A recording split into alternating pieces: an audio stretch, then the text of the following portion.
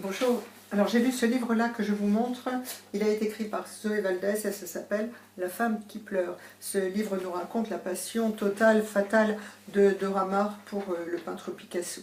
Alors pourquoi j'ai lu ce livre? D'abord parce que tout ce qui concerne Picasso m'intéresse a priori.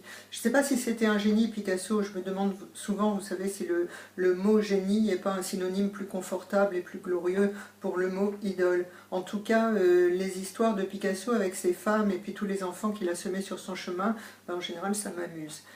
Picasso, vous savez, s'en sort assez mal avec ses biographes en général. Ici, il s'en sort encore plus mal.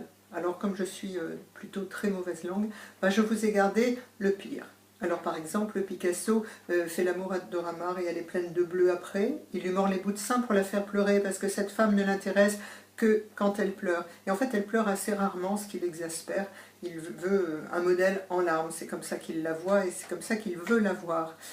Picasso, pour la petite anecdote surréaliste, juste pour vous faire plaisir, fait l'amour à Neuch devant Dora Maar, c'est encore mieux, et devant Éluard, qui lui se régale à ce spectacle. Picasso parle à son chien, il a un lévrier afghan magnifique, et il a de longues conversations avec son chien, et quand Dora Maar rentre dans la pièce, il se tait brusquement pour lui montrer à quel point elle ne l'intéresse pas. Picasso va avec Dora Maar à Florence, il regarde des Botticelli, des Raphaël, et il dit à Dora Maar « Je ne donnerai pas, moi, un radis pour des croûtes pareilles ». Voilà, tout ça n'est pas très glorieux, mais il y a pire.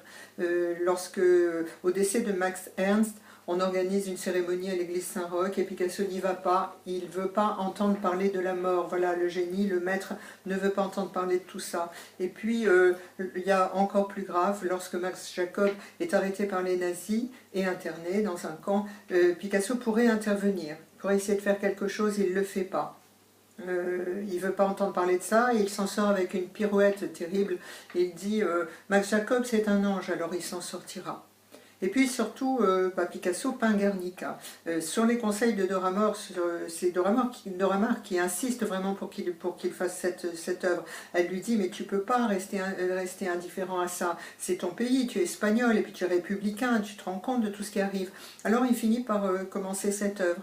Et Dora Maar va faire quelque chose qu'il ne lui pardonnera jamais. Elle va faire un reportage photographique sur la conception de Guernica. Mais au cours de cette conception d'œuvre, évidemment, il y a des ratés, il y a des hésitations, et ça Picasso ne veut pas que le public voit ça. Et en particulier, il y a cette histoire de soleil.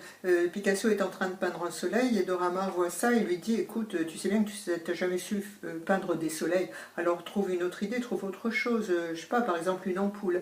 Et Picasso va suivre cet avis et il va y avoir cet œil avec cette ampoule que tout le monde connaît. Mais le reportage photographique de Dora Maar met ça en lumière, si c'est le cas de le dire, et ça c'est insupportable pour Picasso.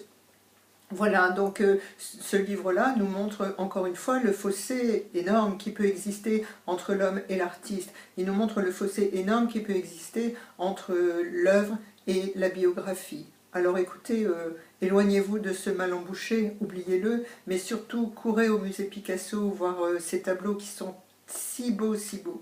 Voilà, je vous souhaite une bonne journée et je vous fais un gros baiser. Au revoir.